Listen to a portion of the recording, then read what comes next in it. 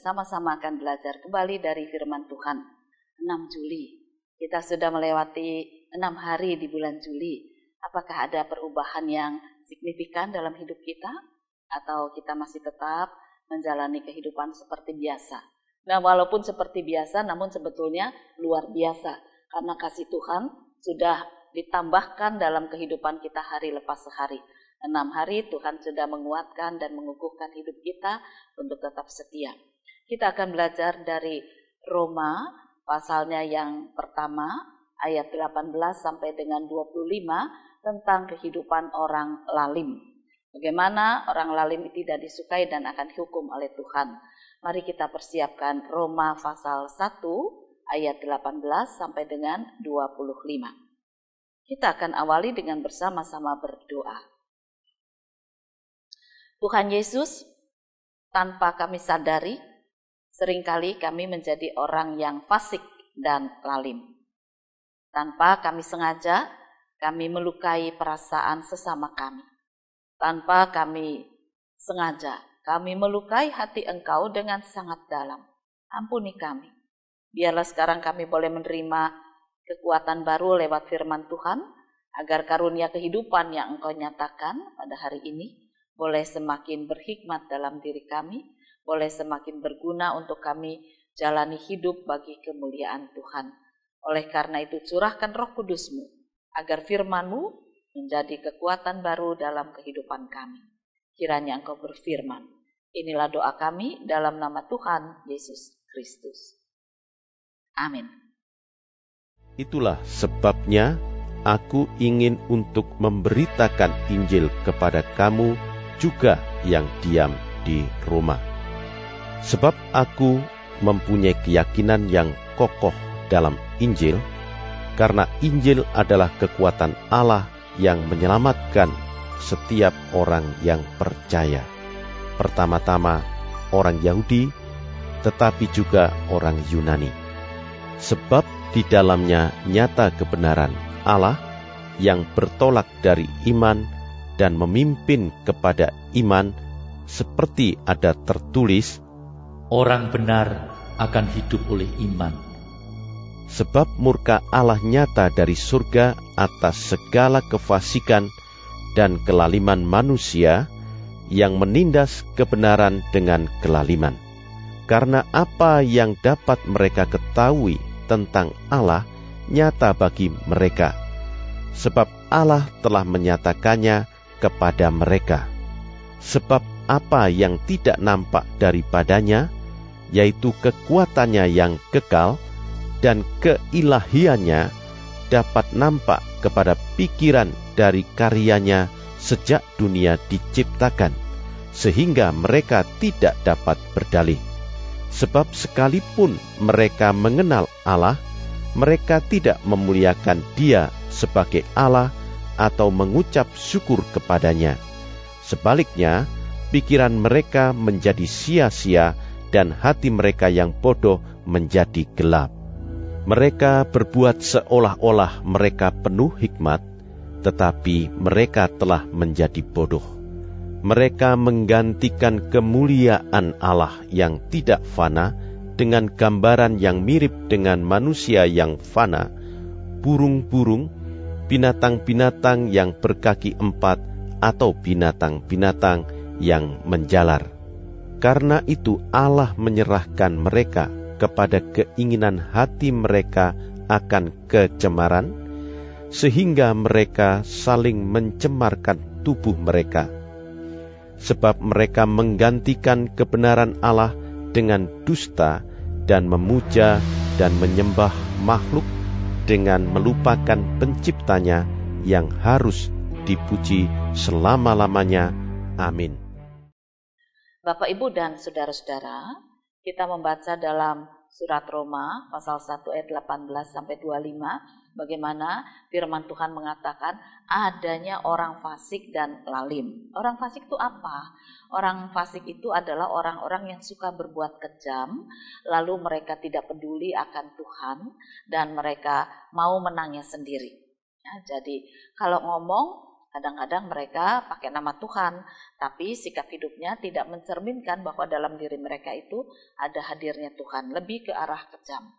Lalu lalim dalam Kamus Bahasa Indonesia, antara lain lalim itu orang yang tinggi hati atau sombong, suka mencela orang lain, meremehkan orang lain, menganggap diri paling baik dan sempurna, dan yang lainnya. Tapi kali ini kita mau belajar tentang bagaimana bersikap terhadap sesama, tidak tinggi hati, tidak suka ngerasani, tidak mencela, juga tidak menganggap diri kita ini paling baik ya. Nah, oleh karena itu kita belajar dari firman Tuhan yang mengatakan bahwa sungguhnya ketika Tuhan itu melihat sikap hidup dari orang lalim, Tuhan mengatakan mereka itu seolah-olah orang yang berhikmat, orang yang pintar, orang yang baik, tapi sesungguhnya mereka adalah orang bodoh karena kelaliman yang mereka jalani dalam kehidupan ini, menganggap dirinya paling baik, paling sempurna, paling hebat begitu ya. Nah, oleh karena itulah akhirnya mereka terjebak di dalam kebodohan, terjebak kembali dalam dosa. Jangan biarkan kita ikut menjadi orang lalim. Mungkin Anda katakan saya bukan orang fasik, saya bukan orang kejam. Ya, saya tidak tahu ukurannya bagaimana kita bisa mengukur kejam atau tidak. Karena kadang-kadang kita bisa berbuat kejam tanpa kita sadari. Ada satu contoh yang menarik Bapak Ibu dan saudara-saudara. Sepasang suami istri dengan pakaian yang sederhana, biasa-biasa saja gitu ya, turun dari sebuah bis umum. Dan ini terjadi puluhan tahun yang lalu di salah satu kota di Amerika. Ya. Lalu suami istri ini berjalan bergandeng tangan menuju sebuah universitas terkenal yang ada di Amerika, yaitu di Harvard. Dan mereka menemui yang jaga pintu. Kemudian setelah ditanya-tanya, mereka dipersilahkan masuk. Lalu berjumpa dengan sekretaris ketua yayasan. Ya, sekretaris ketua yayasan yang dipanggil oleh satpam bahwa ada sepasang suami istri yang ingin bertemu dengan pimpinan yayasan tersebut. Nah, sang sekretaris ini turun dari ruangannya di lantai atas, dan ketika melihat suami istri yang kere seperti ini, dia pikir wah ini pasti mau minta uang. Kalau tidak minta uang, pasti minta keringanan untuk anaknya sekolah. Ya, itu ada dalam benak pikirannya. Dan benar dia tanya, ada apa Bapak Ibu? Kami tidak menerima orang yang minta sumbangan. Kami juga tidak memberikan beasiswa kepada orang-orang atau anak-anak yang tidak baik nilainya. Pokoknya semua yang ada sudah disampaikan dulu. Suami istri itu diam saja dan mengatakan, kami cuma kepingin jumpa dengan ketua yayasan. Lalu dikatakan, oh nggak bisa, hari ini ada rapat sampai sore nanti. Dan mereka mengatakan nggak apa-apa, kami akan tunggu sampai nanti kalau dia jam pulang, kami ingin ketemu sebentar saja, kami ingin ketemu. Dan akhirnya dipersilakan duduk. Lalu sekretaris itu dengan cemberut, ya pergi, lapor sama bosnya. Bosnya bilang, aduh ini ngapain nih orang-orang kere? Karena belum ada CCTV, belum bisa dilihat seperti apa kerenya. Belum ada HP, belum juga bisa dikontak, belum bisa lihat wajah dari pasangan suami istri ini. Akhirnya ya setelah jam makan siang, agak sore, pimpinan yayasan itu turun juga. Dia katakan ya, daripada ganggu, ya, lebih baik ditemui sebentar dan biarkan mereka pulang. Ditemuilah kedua orang tua ini. Lalu ditanya, ada apa? Dan kemudian mereka katakan begini, kami punya anak satu, anak laki-laki, anak tunggal. Dan kemudian dia kuliah di Harvard di sini. Tetapi setengah tahun yang lalu, anak tunggal kami itu meninggal. Nah, bolehkah kami ingin membangun satu kenang-kenangan bahwa anak kami itu pernah kuliah di sini. Lalu ketua yayasan tanya, apa yang kamu mau bangun? Ya semacam gedung atau kelas gitu ya. Kaget juga ketua yayasan. Kamu mau kasih kelas atau gedung? Ya enggak apa-apa, kalau dibutuhkan gedung untuk satu bagian, ya kami akan bangun gedung. Dan kemudian ketua yayasan itu mengatakan, kamu tahu berapa harga untuk membangun gedung yang sempurna di Harvard ini, atau di Universitas Harvard ini? Dia sebutkan sejumlah angka. Lalu suami istri itu terdiam, menunduk. Dan pimpinan yayasan itu mengatakan, nah kapok gak lu? Ya, sombong sekali, anaknya meninggal saja kepingin bangun gedung di sini.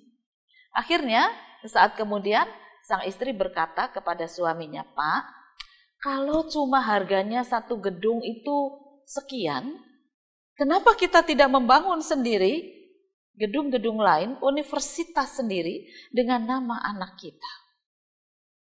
Suaminya mengatakan, baik juga pemikiranmu. Oke, kalau begitu mari kita permisi. Ketua yayasan terkaget-kaget, ini omongan orang benar apa enggak gitu ya. Tapi suami istri itu kemudian berterima kasih dan mereka pamit pulang, lalu mereka naik bis umum lagi. Beberapa waktu kemudian mereka pergi ke California, mencari sebuah lokasi tanah yang cukup, dan mereka membangun sebuah universitas yang sampai hari ini cukup terkenal, Stanford University. Universitas yang bergengsi untuk kelas Amerika. Saudara-saudara, orang lalim selalu menganggap dirinya paling baik, paling benar, tinggi hati. Menganggap orang lain rendah, tidak mampu, kere, bodoh, dan sebagainya. Mungkin sikap kita juga demikian. Ketika akhirnya suami istri ini bisa membangun sebuah universitas yang bagus dan nama anak mereka juga dikenal di sana sebagai pendirinya, lalu mereka merasa tenang karena tidak lagi terhinakan. Pakaian mereka sederhana. Jangan dianggap mereka orang sederhana. Mereka ternyata orang kaya raya yang mampu untuk menyumbangkan bukan saja uangnya, tetapi bagaimana mereka berpikir masyarakat Amerika saat itu bisa maju. Itulah penilaian karena kelaliman. Tadi dikatakan lalim itu antara lain tinggi hati, suka ngerasani orang lain, nganggap orang lain rendah. Nah, mari kita belajar dari peristiwa ini. Siapa kita di hadapan Tuhan? Bagaimana kita menganggap orang lain, sesama kita? Tidak jarang ketika kita melihat orang-orang yang tidak selevel dengan kita. Artinya selevel itu dari mana? Ketika kita melihat penampilan mereka yang mungkin sangat sederhana, kita anggap, kamu orang kere. Jangan main-main. Bisa jadi memang betul dia orang kere sungguhan. Tetapi tidak berarti kita menghina dia. Tidak berarti kita menyingkirkan dia. Tidak berarti kita menganggap mereka bukan manusia. Lagi, saya membaca sebuah pengalaman menarik dari seorang pengusaha besar yang cari pacar gitu ya, cari pacar. Dia sadar bahwa uangnya banyak gadis-gadis kepingin dekat dengan dia, kepingin jadi istrinya, tapi dia tahu bukan karena dirinya, melainkan karena kekayaannya. Nah, oleh karena itu dia pindah ke kota lain. Lalu dia menyamar menjadi tukang ojek. Nah, sekarang banyak ojek online ya. Bagaimana dia kerja keras, lalu dia mencari pasangan. Ya susah, tukang ojek begitu ya. Tetapi akhirnya dia berjumpa dengan seorang gadis yang bisa menerima dirinya apa adanya walaupun gadis itu adalah seorang mahasiswi. Jadi seringnya diojekkan. Ya. Ngobrol lama-lama, berkenalan dengan baik, lalu dilanjutkanlah percakapan demi percakapan. Akhirnya pemuda tadi mengetahui bahwa inilah calon istrinya. Seorang gadis sederhana, walaupun dia mahasiswi, dia ternyata bukan dari keluarga tidak mampu. Nah, setelah ngobrol cerita macam-macam, Tukang ojek ini tahu bahwa mahasiswi ini sebetulnya dari keluarga mampu. Tapi seringkali dia naik ojek karena malas untuk naik kendaraan sendiri, katanya macet. Males lah, enak naik ojek aja begitu. Bapak, Ibu, dan saudara-saudara, tidak jarang kita memang menilai seseorang cuma dari penampilan. Dan ternyata kita sudah menjadi orang lalim di hadapan Tuhan. Lalu firman Tuhan mengatakan itulah kebodohan kita.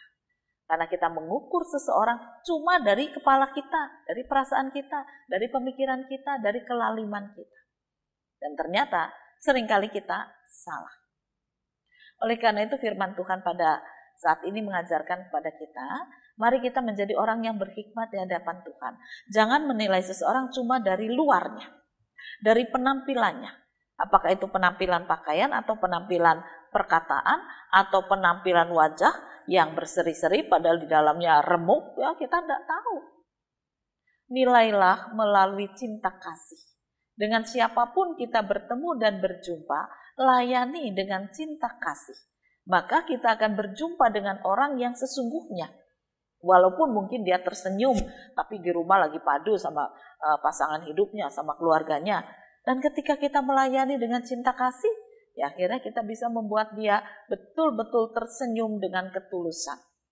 Ada orang yang nangis-nangis datang pada kita. Tapi sebetulnya nangis itu disebabkan karena kebodohannya. Dia nyalahkan orang lain, dia nyalahkan pasangannya, dia nyalahkan keluarganya. Setelah kita terima dengan cinta kasih, akhirnya kita tahu bahwa kesalahan terbesar bukan pada orang lain, tetapi pada dirinya. Dan ketika dia mengalami perubahan, maka dia bisa tersenyum. Dan senyum itu senyum yang sesungguhnya, bukan senyum kepalsuan. Oleh karenanya kita belajar bagaimana firman Tuhan mengajarkan supaya kita tidak menjadi orang lalim. Sebab kalau kita menjadi orang lalim, seluruh tubuh kita ini akan menjadi bodoh. Menjadi tidak berguna bagi kemuliaan Tuhan.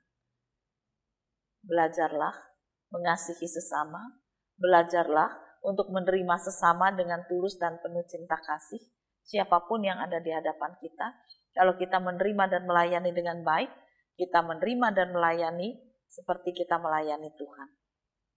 Jadikanlah firman ini sebagai pedoman hidup kita. Selamat berkarya, Tuhan memberkati firman-Nya. Amin. Mari kembali kita akan berdoa. Ya Tuhan, seringkali kami menilai diri kami lebih tinggi dari orang lain, menganggap remeh orang lain, membicarakan orang lain bukan dengan nilai positif, tetapi lebih ke arah negatif. Ampuni kami. Di tengah kehidupan bermasyarakat yang semakin susah saat ini, biarlah kami melihat dan merasakan Tuhan yang menolong kami, tidak meremehkan kami, walaupun kami ini orang-orang yang lemah. Namun Engkau mengasihi dengan kasih yang besar. Biarlah kami juga mengasihi sesama, seperti Engkau mengasihi kami. Dengan demikian nama-Mu semakin dimuliakan. Kehadiran gereja Tuhan semakin menjadi berkat bagi dunia ini, bagi masyarakat di mana kami hidup. Biarlah kami menerapkan kebenaran firman seturut kehendak Tuhan. Inilah doa kami dalam nama Tuhan Yesus Kristus.